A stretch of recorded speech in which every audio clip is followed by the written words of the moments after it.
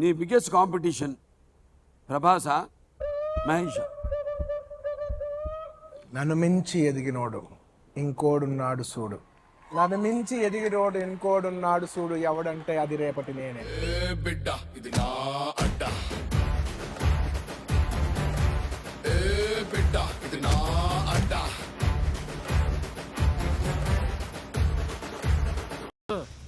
నీకు బాగా మదం ఎక్కిందిరా గోవర్ధన. అబ్బబ్బబ్బబ్బబ్బబ్బబ్బా, ఎంత మదం ఎంత మదం ఎంత మదం.